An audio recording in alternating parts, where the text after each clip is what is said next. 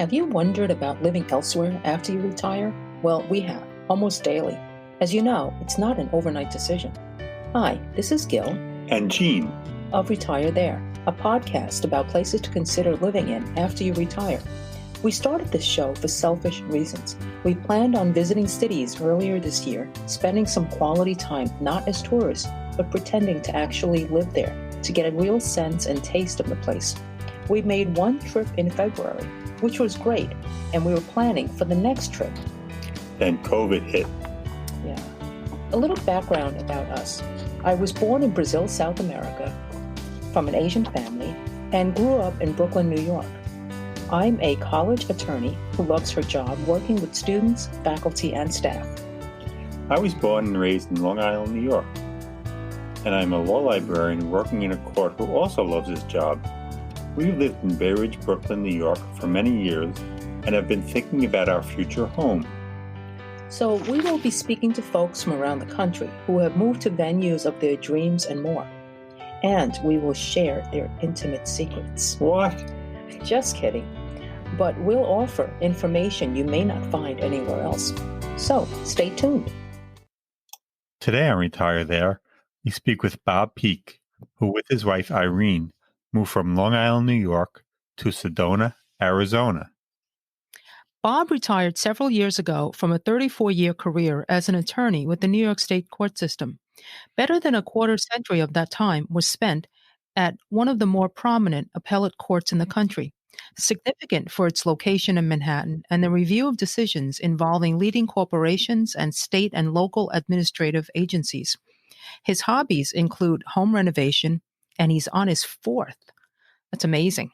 Acoustics, speaker design and construction, computer technology. By the way, he's currently designing Java relational database programs for a local nonprofit.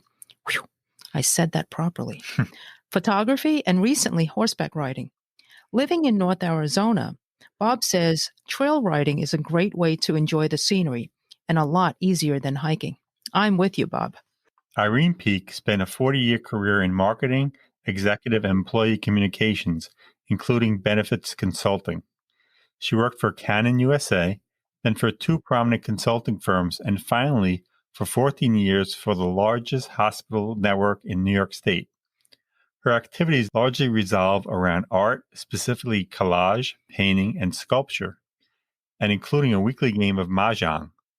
Oh, I love mahjong, though I haven't touched the game in years. Mom used to play big time with big money. Oh, yeah.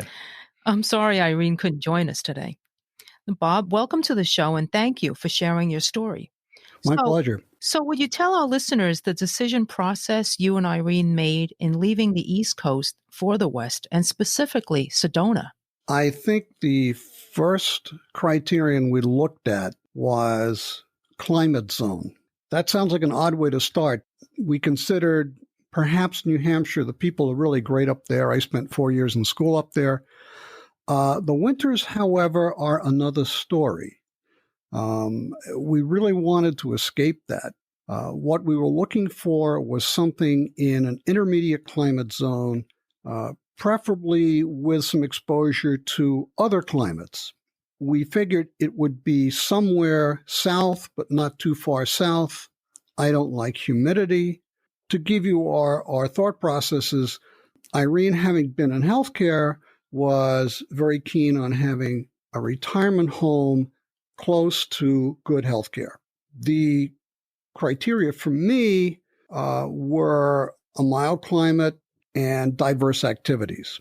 The first place we looked at, and the first place that probably pops up on the most searches for retirement destinations, was Asheville, North Carolina. Asheville has done a great job of marketing itself as a retirement destination. Irene had a former coworker who had retired down there, so one summer we went to see them. And we liked the place, decided we'd make another trip the next year to see if we could settle there. When we started to look at housing, we discovered it's just as expensive as the Northeast. It's even more tightly packed together than housing in the Northeast. The city itself has done too much development. There are too many malls. It's beginning to look like the Northeast, say Long Island, where we come from. did you say too many malls? Yeah, they had already had a mall. They were putting in some super big mall when we last went down there, which was probably 6, 7, 8 years ago. They were attracting a brewery to the edge of town. Everybody said, food is great. There's plenty to do there, but it was just too tightly packed together. Sedona was the next place we looked. Irene had a former high school chum who moved down here with her husband. And so we came down to visit them. There is not much not to like about Sedona. First of all, you drive into town and it's like driving into a Martian landscape. It's really a spectacular looking place. With the second year we came down, we specifically came down with a list of houses that we wanted to look at. And I think we arrived on a Sunday. Monday morning at 10 o'clock, we met the real estate agent. We saw 5 homes and decided on this one. We're under contract by 5 p.m. Wow. Wow, that was fast. Yes. Well, it had to be because we only had 10 days down here to go to contract on the home, arrange for financing, which we did locally, get the house inspected for general real estate inspection, termite inspection, roof inspection, arrange for roof repairs. And, by the time we came back home, everything was in the works. Then it was a matter of getting everything accomplished within a fairly short period of time. I retired 5 years ago, pretty much to the day. Between now and December 1st, we had to pack up the house. Well, first of all, I had to fix up the house so it was saleable. And that was done over the summer in a period of 6 weeks. And that meant doing in 6 weeks what I had planned to do in about 6 months. So that was pretty hectic. We had to box the place up for moving.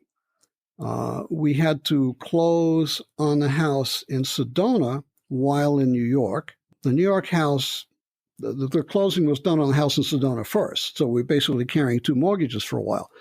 The house in Great Neck had to be shown and sold.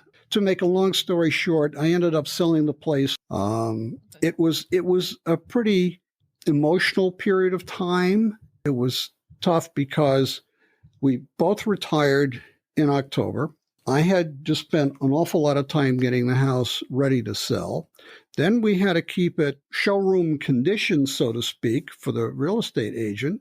It had to get sold. We had to arrange for transportation 2,300 miles to Sedona, including 2 cats.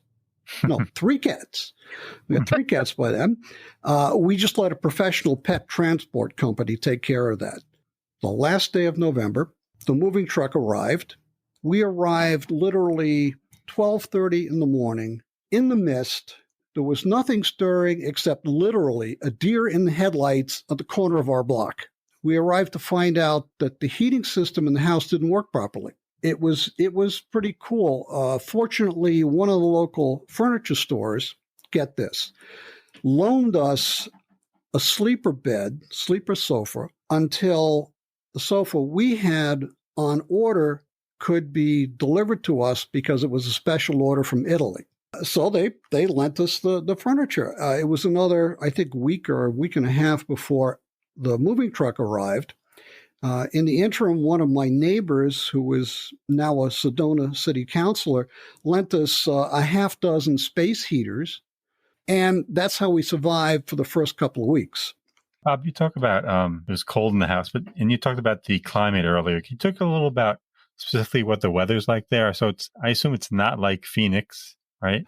Fortunately, no. Phoenix, I think they pushed over 115 degrees this summer.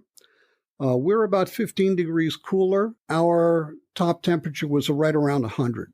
Normally, this time of year, we'd be in the high 60s. Right now, we're in the high 70s. It's been a very hot, very dry summer, unusually so. We are supposed to have what is called a monsoon. It literally is a change in the weather pattern, so it qualifies as a monsoon. And that lasts from mid to late June through early fall.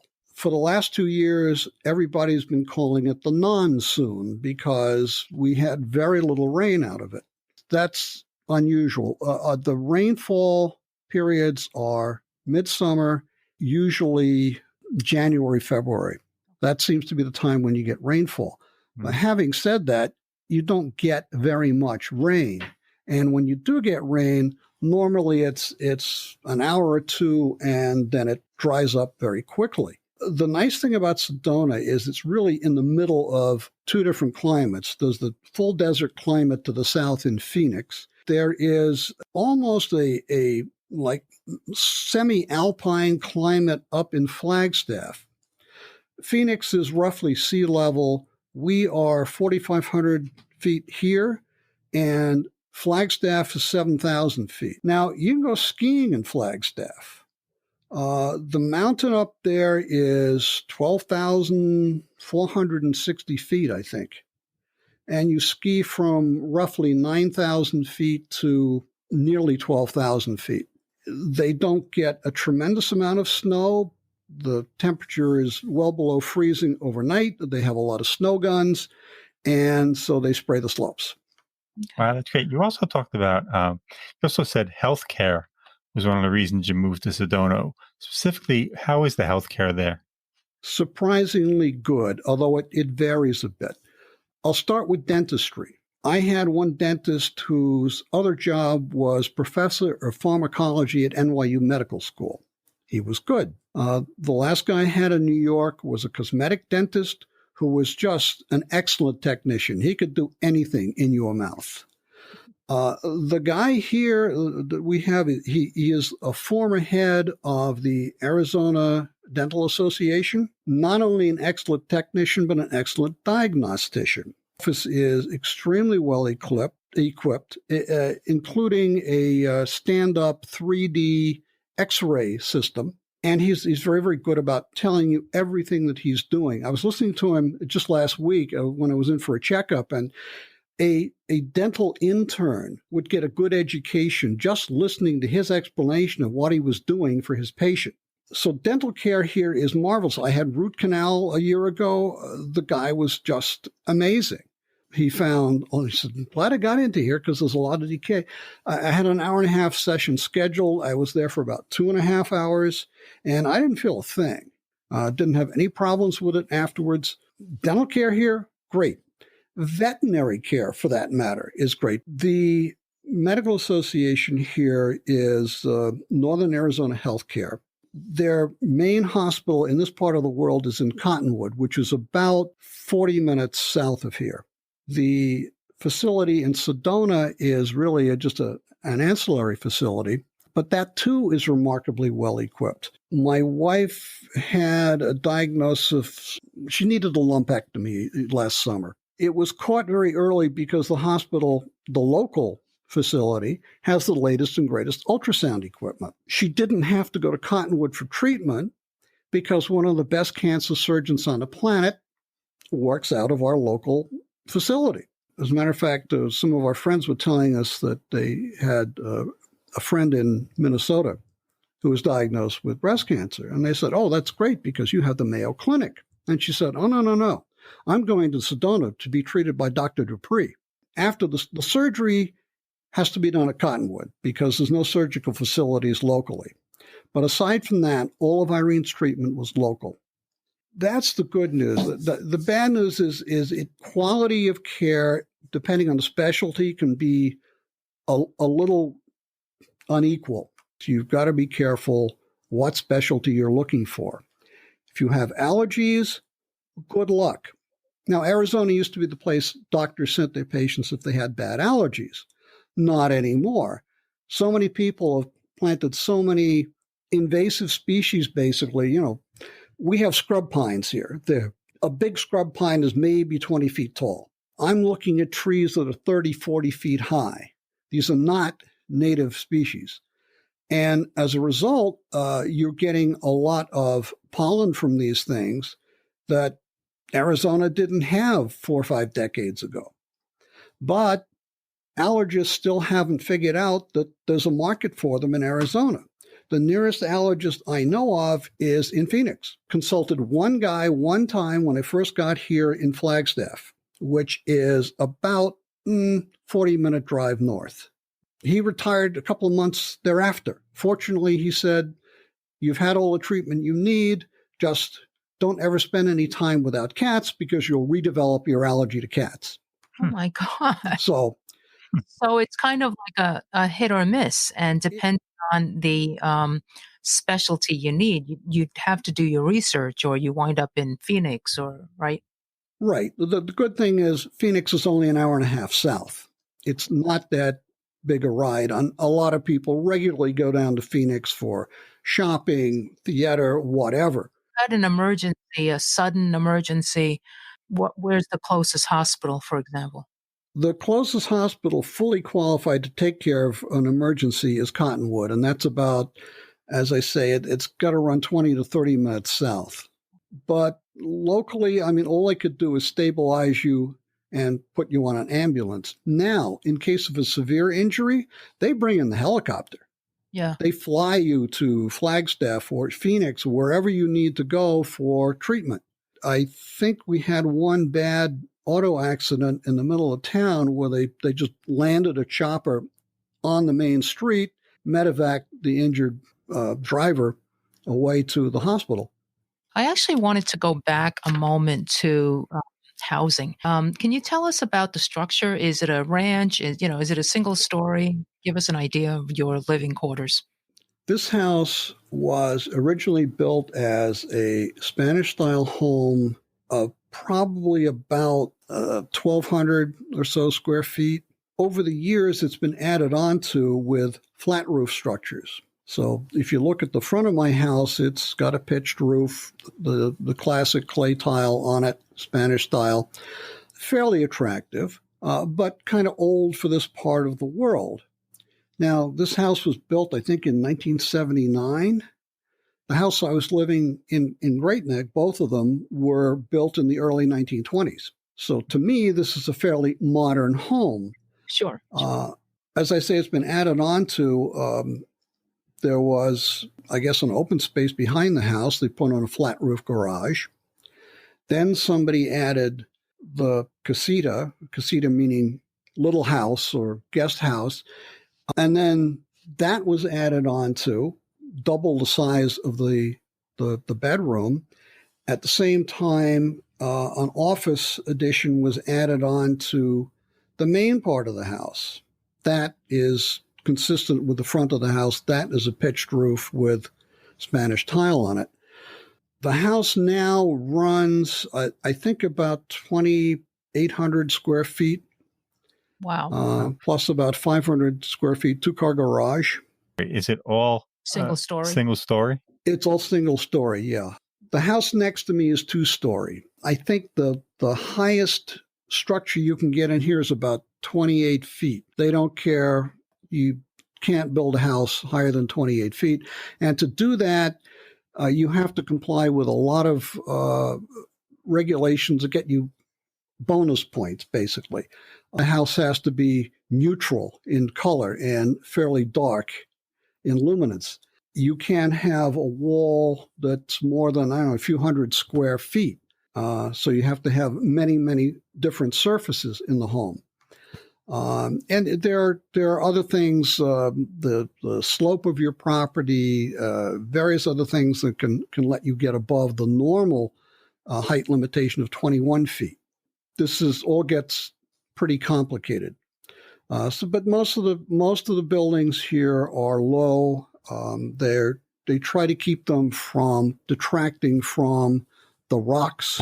I'm near the Chapel of the Holy Cross, which is the local tourist destination. That's located on a rock structure known as Twin Butte because it looks like bookends, frankly. And the chapel is located roughly in the middle. It's about 1,200 feet tall. It's a pretty massive rock structure. And there are the views that people try to obtain. The better the view, the more expensive your house is going to be. And the chapel, just tell people the chapel is so interesting because it's a very modern structure. Right. the red rocks. It's just beautiful. Yeah. Yeah. It's worth going to. I like to go up there in December and photograph the rocks as the sun is going down. And you get a nice view of the neighborhood from up there because the observation platforms look south. And is it a functioning church? It is not really. They don't have services there. I believe there is some kind of interdenominational function held every week, but it's operated by the archdiocese, but they do not have services. Can you tell us in terms of the neighborhood, do you need a car to get around or can you kind of walk, a short while away to get a cup of coffee to a Starbucks? Give us a sense of that. I think the nearest place you could get a cup of coffee is probably 3 miles away. You need a car. There is no way in this part of the world. Where we are, it's a 5-mile drive to Sedona proper. Okay.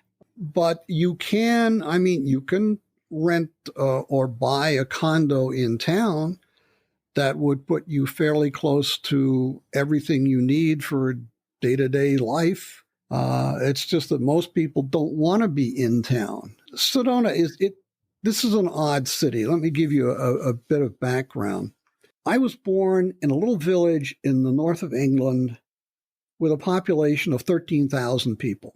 I now live in a city of Sedona, population 10,000. Go figure.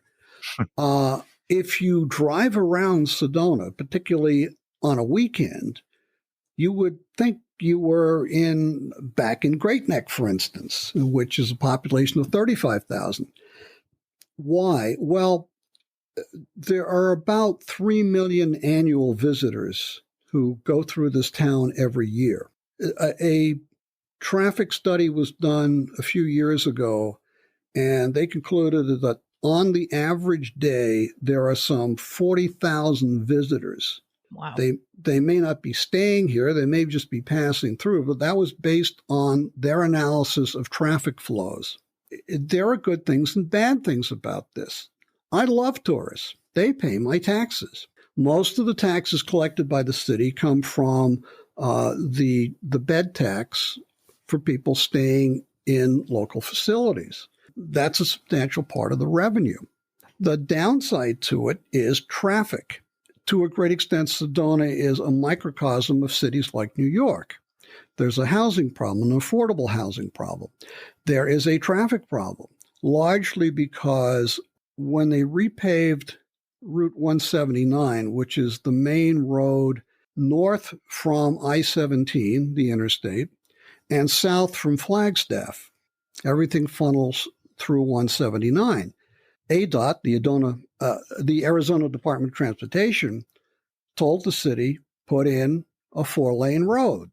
But some very vocal people who had this idea that if you didn't have a big road, people wouldn't come to Sedona, forced through a 2-lane road. That causes all manner of problems. Around the holidays, the Christmas to New Year week, it is impossible to get around. We simply don't go out of the house that week. It's too much aggravation. You don't even want to go up on Chapel Road because the Chapel of the Holy Cross is mobbed.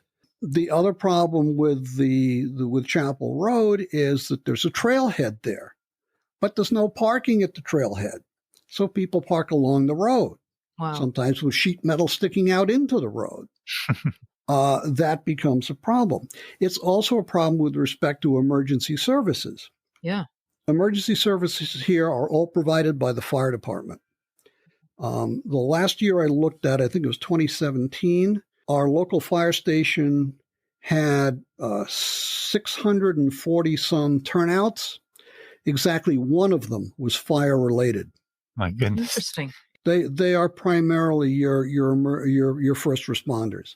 If you have an emergency, they need to take you probably to the local facility in Sedona. Well, that means first going north Sedona to Route 89A, making a left and going all the way to the other side of town to what we call West Sedona. If 179 is backed up, it may take you 40 minutes to get to main drag of Sedona 89A.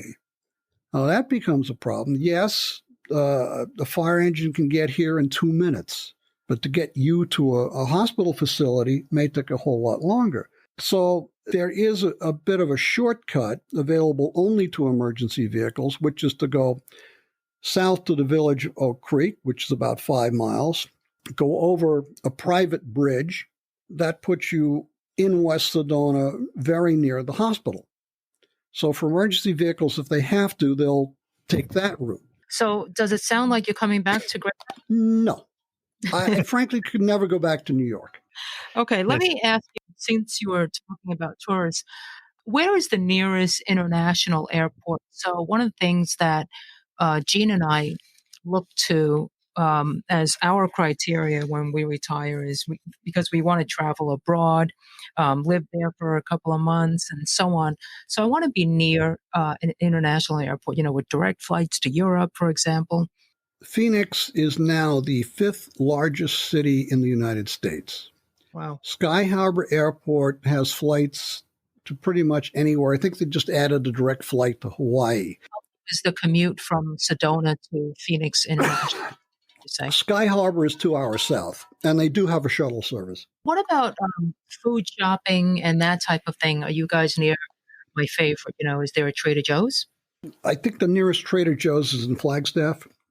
We go to Safeway, and the other big supermarket in town is Bash's, which is a local outfit. So you have to go into town to go to the supermarket? Yes. Yep. That's about a 7-mile drive, something like that. Okay, but sometimes there's a lot of traffic, as you said, right? Yes. Well, what we do is we avoid Fridays and the weekends. We go out fairly early in the morning. So if it's like this time of year, which is really hiking season, you avoid all but the very early starters. And we only go shopping every 2 or 3 weeks. And how are I know it's COVID, you're probably not going to the restaurants much. How are the restaurants in Sedona? One thing we absolutely required was a good sushi restaurant. It's not a big restaurant, but Heroes is as good as any sushi restaurant I've been to in New York. Oh, nice. And probably comparably priced, but the food is good. Chinese food, I work for a Chinese judge, so I went to some of the better Chinese restaurants in Chinatown, which has consistently good food anyway.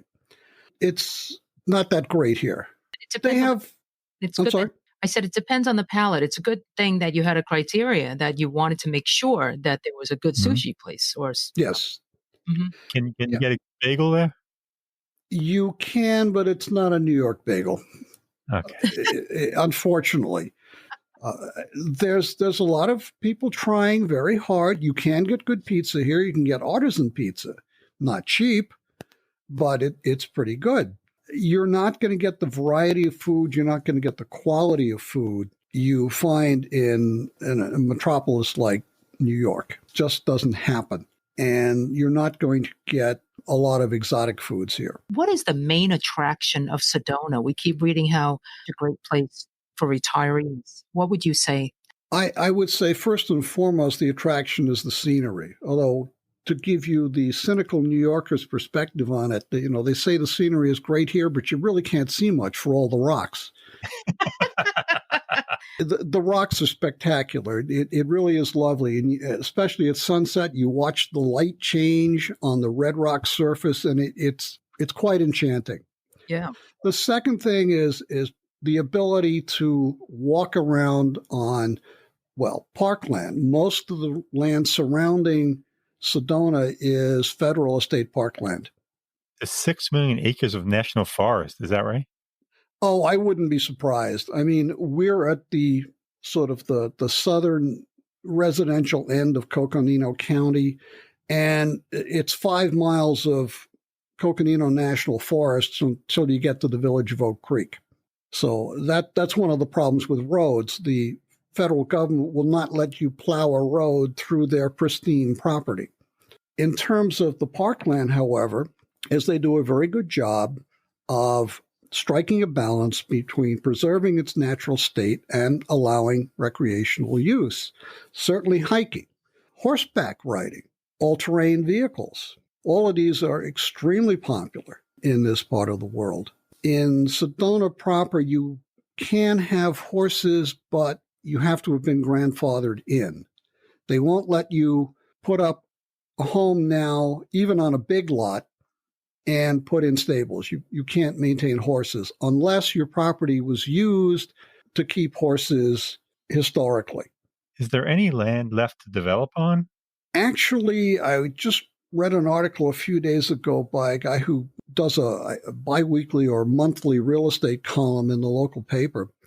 He was saying that the residential market is red hot.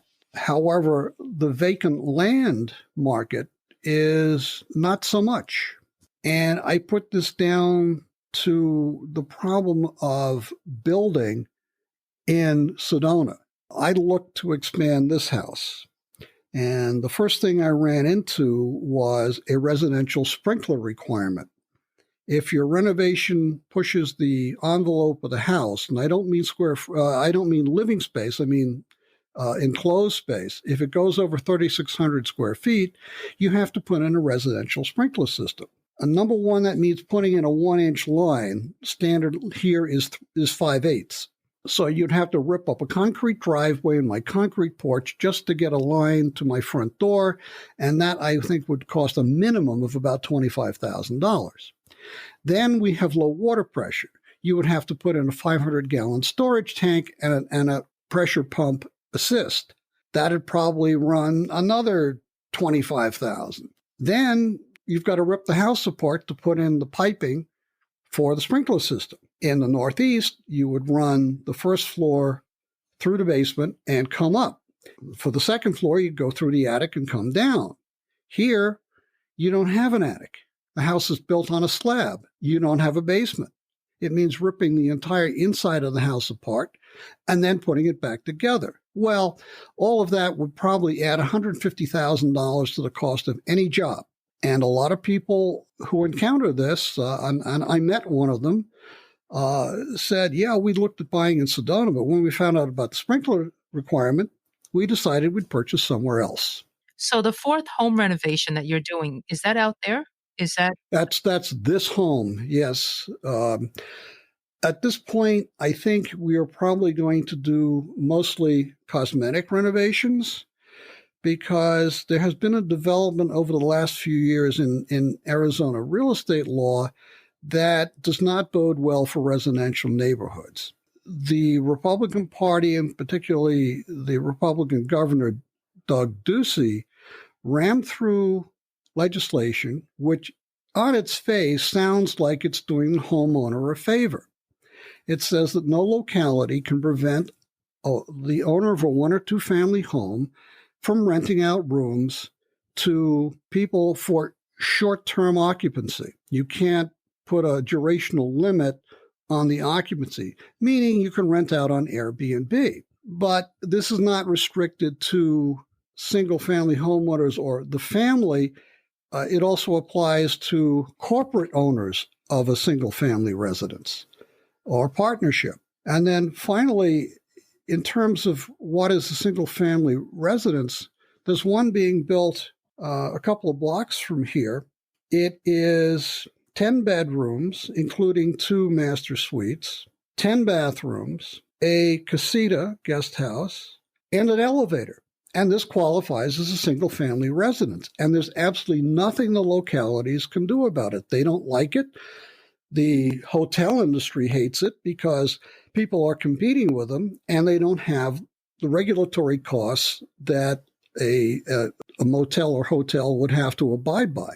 My feeling is this is going to end when they have an incident like the Triangle Shirtwaist Factory. They'll have a disaster, people will get killed, and then they will realize you've got to have regulations, and traditionally this has always been local.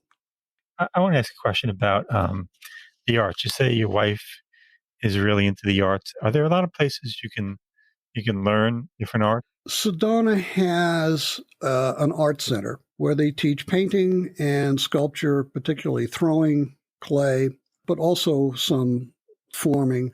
There is the Sedona Camera Club, where I'm on the board. We have monthly speakers who are experts in their field. They give an excellent presentation, and the cost is $35 a year, by the way. Nice. The art center is a little more expensive. I think that's $60 a year, but I believe that. I'm sorry. I think it's $100 a year for family membership. Wow, but you could take as many courses as you want, right? Well, the Camera Club gives free courses. The art center is going to charge you for the courses, and it basically the cost depends on the ability of the teacher and the prominence of the teacher. If you just want to look at art, there are any number of art galleries. If you want to watch a really good sculptor at work, you can go down to Ken Rowe's art gallery and watch him work. And he's quite happy to talk to you and tell you what he's doing and that kind of thing. It's all very, very approachable. In terms of music, there is a local sinfonietta, which, frankly, when I got here was terrible, but they vastly improved over 2 subsequent conductors and now do a pretty creditable job. They perform in what's called the Performing Arts Center that doubles as a convocation hall for the local high school. You can go out in the balcony at halftime and look out over the football field at the rocks in the distance. It's really quite pleasant. There are a lot of groups, everything from amateur meteorologists. There's a Sedona Car Club. There's a model railroading group. For a small place, there is a surprising amount of things you can get involved in. Yeah, what about the Sedona International Film Festival? I hear that's a big deal. It is a very big deal. That's another time when I try to avoid driving. It brings in an awful lot of people. It's tremendously popular. Goes on for, I think, about 10 days and draws people from all over the country. Very popular event with a huge variety of films going on in, I don't know, I would guess 6, 8 different movie venues. I have a question about moving long distance as you guys did. Was that very difficult? Was that something that you didn't expect to be such a big task? The biggest task for me was getting things packed up. Don't make the mistake I did when you retired. Don't let somebody say, oh, just work a couple more weeks. You'll need those couple of weeks. I had a month to pack up. I was literally still putting things in boxes while the moving men were taking the boxes out of my house and putting them on the truck. Not the way to go. Give yourself time. It's stressful enough packing up to move. You really need more than a month. It is stressful. Once you get stuff in boxes, the moving company takes care of everything. To go from New York to here, they're going to put your stuff in a third, a quarter of the van, and they're going to move 2 or 3 other families' stuff, and you'll have to wait till I get that van filled, driven across country, and unloaded at your destination. In our case, it took a week and a half. And also, there's a lot of purging, right, beforehand, because you don't want to have I space. couldn't throw out too much stuff, but because I renovate homes, I need to bring a lot of tools. I did leave some stuff behind, my snowblower, for instance, and I didn't really have the time to do the culling that I should have done. And frankly, I'm still finding stuff that I say, do I really need this? Yeah. Suits. Right. One of the advantages of Sedona is it's very casual. You can walk into the best restaurants wearing a T-shirt and jeans. Nobody is going to say boo. I did know one guy who set up a psychiatry practice, and he came to Arizona to do it, set up in Sedona. First day of opening the office, he goes in, wears a suit.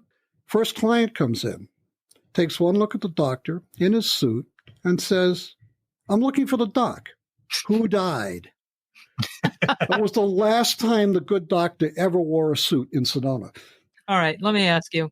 Do you think Sedona is elder friendly? The average age here is 59. Good question is it unelder friendly? Child friendly, yes. It's very much family oriented, but it is very much also a retirement community. At this particular point, puts us in an awkward situation. Yes, it's very nice to have the young tourists coming in from Phoenix and down from Flagstaff, spending their tourist dollars, but they tend to be young people. We tend to be older people. As far as the coronavirus goes, you want to tend to stay away from those tourists. I was at a little Halloween get-together last night with some neighbors. I'm not really worried about getting the virus from my neighbors. I am worried about the number of people who come through here every day.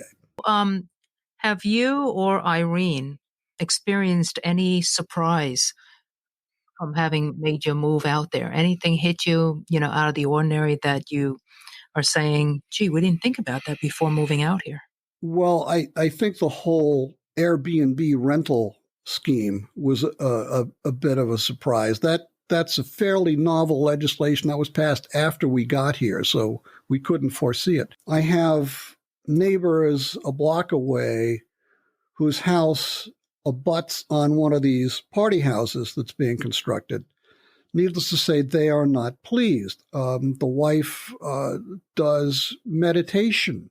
She has a little meditation garden. Well, it's hard to meditate out there when there's a guy hammering away on the lot next door. I don't know what's going to happen. Mm-hmm. I expect there's going to be something of an exodus of people who just won't put up with it. Now, we're not really affected. The nearest house offered on Airbnb to us is a block and a half away. I drive past that to get out of the development here. Originally, one of the people I saw at the party last night was a long-term resident on that property. His landlord threw him out. He did a little renovation, and he put the house on Airbnb. He has now built on the same lot a second house. Apparently he had a big enough property to put two houses on it, which means it's got to be at least 2/3 of an acre. And so now we're going to have two party houses pretty close, and we really don't know what the repercussions are going to be. We like this neighborhood because primarily it's full-time, full-year residents. Even the house on the corner, which is not full year, they're here about 6 months out of the year. So it's a residential, not an itinerant community. Wow. Mm-hmm. Yeah. In general, do you love Sedona? You love that you moved there? I am not unhappy about it at all. I think the nicest thing about this part of the world is you can strike up a conversation with just about anybody. I think I have encountered two relatively surly people since I got here. One of them was a recently transplanted New Yorker. The other one, I guess, was just having a bad day. But as a general rule, I find the most ornery Sedonan or Arizonan in general to be more pleasant than the average New Yorker. That's nice. Yeah. They are, on the whole, extremely nice people. On a personal note, I was very lucky to run into a guy who was recommended to me by a landscaper. Landscaper said, I don't have time to work on your property. Why don't you contact this guy, Ernesto? Well, Ernesto's a big, lovable bear of a guy who's a master mason. He is most happiest on a horse rounding up cattle. He grew up on a ranch in Mexico, and he just loves that lifestyle. So for whatever reason, we have been co-opted into this large, extended Mexican family. And I cannot go down to Ernesto's 8-acre spread without his wife cooking me a Mexican lunch. Oh, wow. Which is, it's fantastic to eat very good, authentic Mexican food. He's got 2 horses with a third on order. I think he has 11 head of cattle now, 6 dogs, 3 cats, and a bunch of chickens. That is not atypical of people in his neighborhood in Rimrock. I've driven past places and seen not only cattle and horses, but an emu trotting around. Wow. So A real emu. it's really a rural area. It's probably correct to call Sedona a city because compared to what's around it, it is somewhat urban. Well, thank you. This is Sure. Thank This you. has really been Thank you so much, enriching. Val. That was great. yeah. Yeah. Let me just. I see one point here was. Do I have anything to add? Just a general note on retirement. I think first and foremost you have to have a plan, and you need a financial plan, which a financial planner can help you with because it's largely a mathematical calculation. I think if there is something of a surprise, it's that you probably need as much money in retirement as you had when you were working. Now, this comes down to disposable income and what you want to do with it. I so far have had 3 writing lessons. My friend Ernesto already has members of his family scouring the territory for a horse for me. Right? Now, I think he's getting a little ahead of himself, but, he's got a plan. The idea is not only that you have to be financially prepared to retire, you have to be psychologically, emotionally prepared to retire. You have to know what you're going to do with yourself. Now, before I retired, I told anybody who would listen that I was going to be the world's busiest retiree. I am almost embarrassed to admit how successful I have been in that regard. I serve on the board of the Sedona Camera Club, a local nonprofit. I am writing 2 database programs for them. I have my own work that I like to do in terms of programming.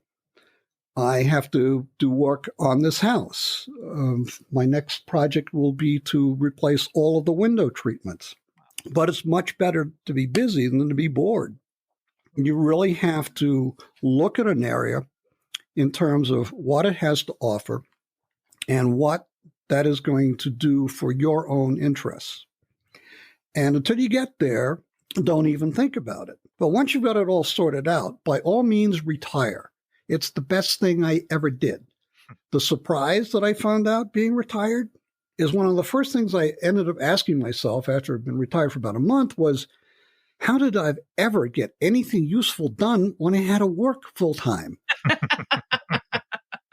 Yeah. So on that note. Yes. All right. Well, thanks again. This was wonderful. My pleasure. We hope you enjoyed our show and will join us again. And if you know of someone who relocated after retirement or before or during and wishes to share their story, please reach out to us. We'd love to hear from you. Our information will be in the show notes below. They include our email address, gg@retirethere.com. The 2 G's are for Gil and Jean. Our website is retirethere.com. And you can follow us on Twitter @retirethere_. Remember the underscore, or you'll get us mixed up with someone else.